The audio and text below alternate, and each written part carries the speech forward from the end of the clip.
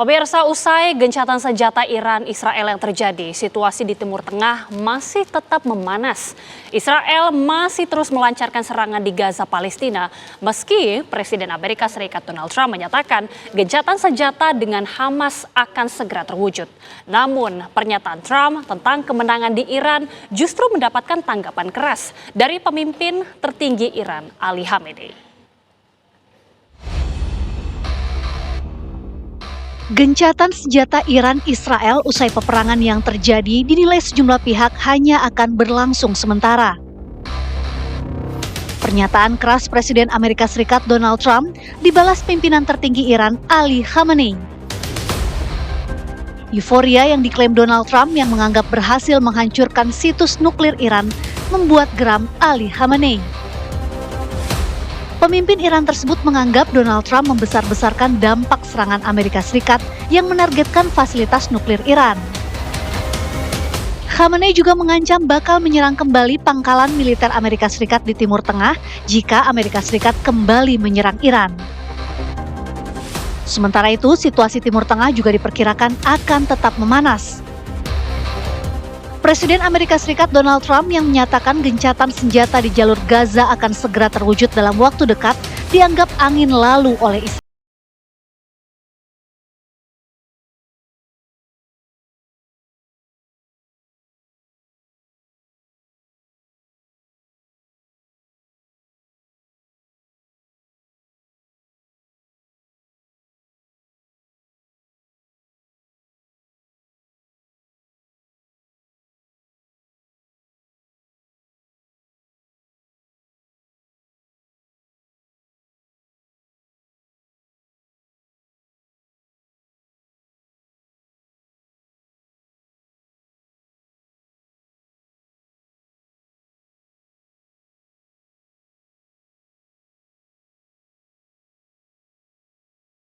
Ikut program belanja berhadiah 16 miliar di Depo Bangunan. Belanja di Depo Bangunan bisa semakin untung, dan untung. Depo Bangunan, supermarket bahan bangunan yang lengkap, nyaman, dan murah. Hanya di Depo Bangunan. Benarkah situasi di Timur Tengah semakin memburuk meski gencatan senjata Iran-Israel telah dilakukan? Akankah gencatan senjata Gaza-Palestina akan terjadi? Untuk membahasnya, kita sudah bersama dengan Dian Wirengjurit yang merupakan Duta Besar Indonesia untuk Iran pada tahun 2012 hingga 2016. Sudah hadir di studio. Selamat sore. Assalamualaikum Pak Dian, apa kabar? Waalaikumsalam, selamat sore Mbak Gita, sore pemirsa. Oke, Pak Dian, kita masih terus membaca bagaimana situasi di kawasan Timur Tengah tampaknya tidak kunjung dingin. Meskipun gencatan senjata ini sudah terjadi antara Iran dan juga Israel, bagaimana Pak Dian mungkin memandang ya situasi ini? Apakah betul memang semakin memanas dan akan semakin memanas, Pak? Mari kita mulai dari fakta Mbak Gita. Siapa yang mulai menyerang? Israel menyerang Iran, dibalas oleh Iran. Israel minta bantuan Amerika. Amerika menyerang. Iran membalas. Artinya apa sih? Yang memulai siapa? Kalau Iran itu pada dasarnya defensif. Yang ofensif itu Israel dan Amerika yang mencari gara-gara. Ketika Israel kelabakan menghadapi Iran, minta bantuan. Dengan Amerika nggak ada bukan bandingannya. Nah kalau sekarang Trump menjanjikan gencatan senjata, baik itu dengan Iran, ataupun dengan Gaza. Buat saya satu, siapa yang mau percaya? Kalau Israel dan Amerika selalu melakukan serangannya ketika dia membuat pernyataan yang seakan-akan menenangkan suasana. Ketika Israel menyerang pertama, Iran lagi berunding sama Amerika, seakan-akan perundingan berjalan, totalnya diserang. Ketika Amerika menyerang, Presiden Trump, kalau ingat, menyatakan Amerika membutuhkan 12 hari untuk melihat suasana sebelum menentukan sikap. 3 hari kemudian langsung nyerang. Apakah negara seperti Iran akan percaya begitu saja dengan janji yang akan diberikan? Oke. Berarti pernyataan dari Presiden Amerika Serikat Donald Trump terkait dengan gencatan senjata baik yang terjadi antara Iran-Israel ataupun di Gaza dijanjikan akan terwujud, tidak bisa dipercaya? Tidak bisa dipercaya, buktinya sekarang kan Israel mulai menyerang Gaza lagi. Artinya apa? Ketika di sini sudah tenang, Gaza sudah hancur. Apalagi yang mau diharapkan dari Gaza? Oke. Dia akan menyerang Israel, memikirkan nasib rakyatnya untuk makan sehari-hari aja nggak bisa. Bantuan dicegah masuk, masih mau dihancurkan juga dengan janji-janji gencatan senjata yang diingkari lagi. Buat saya terlalu gegabah. Nah, Iran tidak akan membiarkan kejadian 2 kali diserang Israel dan Amerika itu menjadi pelajaran. Sekarang pasti sudah siap dan Tapi konsolidasi. apa sebenarnya mungkin motivasi dalam pandangan Pak Dian ya, motivasi dari Amerika Serikat terus menyuarakan gencatan senjata, dan juga bahkan ketika baru-baru ini menyuarakan akan ada gencatan senjata di Hamas di Gaza dalam waktu dekat, sampai bahkan menegur Menteri Israel supaya tidak melakukan penyerangan ke Gaza. Kenapa ini dilakukan? Buat saya begini, Mbak, sebagai pelindung dari Israel, mungkin saja Amerika melihat bahwa Israel memang tidak akan mampu menghadapi Iran. Yang diperlukan adalah waktu untuk konsolidasi kekuatan Israel. Bahwa dia ternyata kapal-kapalnya terbatas kemampuannya, energi pendukungnya terbatas, manpowernya ternyata sudah lelah menghadapi Gaza dan sebagainya. Jadi butuh waktu konsolidasi. Nah, dalam kaitan konsolidasi itulah Amerika menawarkan gencatan senjata. Tapi buat Amerika sendiri, dia tentunya tidak akan membiarkan Israel semakin lemah. Pasti suplainya akan dia perbaharui, kebutuhan-kebutuhan militernya dipenuhi, mulai seperti itu. Kalau kita lihat, Mbak, kalau mau jujur lagi, coba lihat ketika Iran membalas serangan Amerika saja di Qatar. Iran memberitahu pemerintah Qatar. Dan Qatar memberitahu Amerika bahwa akan ada serangan balasan. Karena itu pangkalan militer itu sudah praktis dikosongkan. Makanya kita tidak dengar ada korban yang banyak. Artinya apa sih? Iran sudah menunjukkan itikat baik ya, bahwa pembalasan dia itu terarah. Makanya Qatar pun tidak protes, tapi mendukung Iran berdemo untuk supaya Amerika pergi dari Qatar pangkalannya. Oke. Ya kan? Dengan adanya rencana ya, kita tidak tahu bagaimana langkah dari Amerika Serikat ataupun Israel selanjutnya, apakah gencatan senjata bahkan Iran-Israel ini akan berakhir dalam waktu dekat, tapi bagaimana melihat sikap dari Iran sendiri, apalagi ketika Pak Dian mengatakan Iran ini tidak percaya, apakah artinya memang sudah menghimpun kekuatan untuk mempersiapkan diri? Iran belajar dari 2 pengalaman tadi.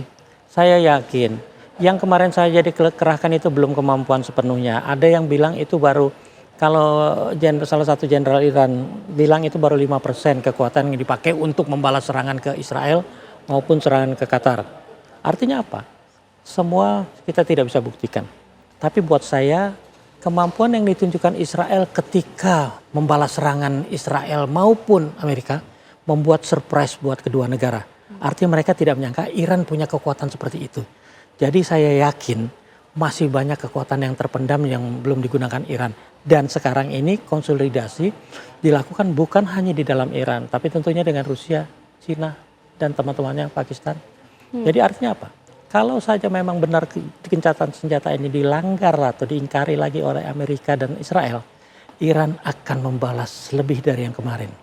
Ketika pemimpin tertinggi Iran, Ayatollah Ali Khamenei mengatakan tidak sungkan untuk menyerang pangkalan militer Amerika Serikat jika ada serangan kembali.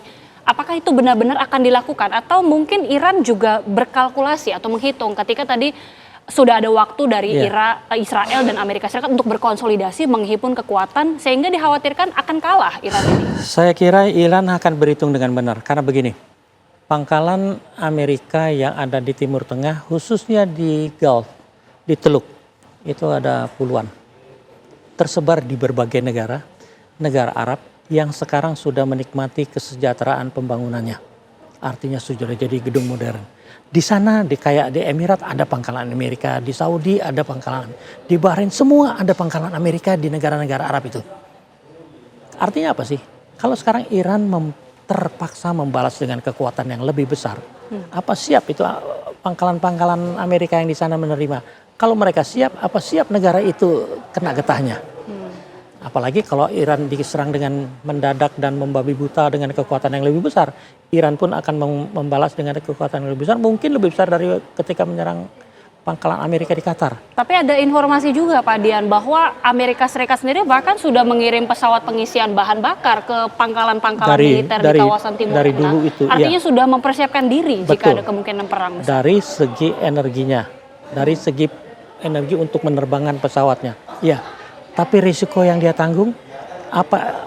Misalnya Emirat yang sudah makmur begitu, mau negaranya kena gempuran Iran. Hanya gara-gara dia ada pangkalannya Amerika. Karena mungkin Iran tidak lagi menyasar khusus pangkalan, tapi negaranya sekalian. Karuan sama-sama hancur. Daripada dia yang hancur sendirian. Saya kira Iran mempertimbangkan dan memperhitungkan skenario terburuk dari apa yang akan dilakukan Amerika dan sekutunya. Kita masih tentunya tidak menginginkan ya ada serangan ini terjadi. Tapi kita lihat baru-baru ini serangan dari Israel begitu masif ke Gaza. Tapi ketika Pak Dian mengatakan Israel secara alutsista, secara militer sedang melemah, tapi kenapa harus melakukan serangan kembali ke Gaza Palestina? Apa sebenarnya motivasinya? Saya tidak tahu ya. Mungkin itulah bentuk maunya membuktikan bahwa dia masih punya kekuatan. Tapi dilampiaskannya ke tempat yang tidak seimbang gitu ya. Gaza itu sekarang sampai 40 tahun ke depan mungkin butuhnya rekonstruksi. Bukan lagi penderitaan akibat serangan membabi buta seperti ini. Saya terus terang tidak mengerti betul. Yang ada juga kan hanya analisa ya bahwa Israel menyatakan itu supaya mengalihkan perhatian bahwa sekarang Israel mulai ke sana lagi. Berarti nggak perhatian Iran. Itulah mungkin dicari titik lemah ketika dia menganggap Israel tidak akan menyerang. Artinya serangan ke Gaza dilakukan Israel untuk mengalihkan perhatian Iran supaya supaya lengah begitu. Betul, supaya Iran mulai lagi mempertimbangkan, sampai di mana sekarang Hamas, kekuatan seperti apa, harus dibantu seperti apa. Ketika dia memikirkan sebagian alutsistanya atau tenaganya untuk memikirkan Gaza, ketika itulah mungkin itu dianggap titik lemah buat Israel untuk melaksanakan serangan yang lebih besar dari yang tanggal 13 Juni. Tapi apakah ini menurut pandangan Pak Dian disetujui oleh Amerika Serikat? Karena kita lihat sikap Donald Trump sendiri cukup keras, bahkan menegur Menteri Israel atas serangan ke Gaza ini. Bahkan serangan terhadap Iran pun dikomplain oleh Amerika ya, oleh Presiden Trump. Buat saya itu aja menunjukkan bahwa ternyata kemampuan Israel itu tidak seperti yang dibayangkan. Yang antara lain Trump marah itu ketika ada roket-roket Israel yang tidak meledak, ya kan? Nah itu aja bukti.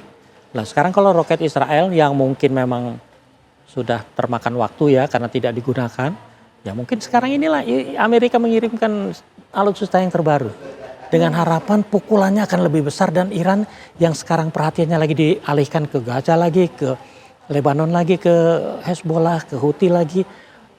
Dibuat perhatiannya terpecah supaya kemampuan di dalam negerinya juga bisa diterobos, kira-kira gitu. Makanya tadi saya bilang, kali ini Iran juga belajar banyak, makanya Amerika atau Cina mungkin kali ini juga tidak akan terlalu tinggal diam.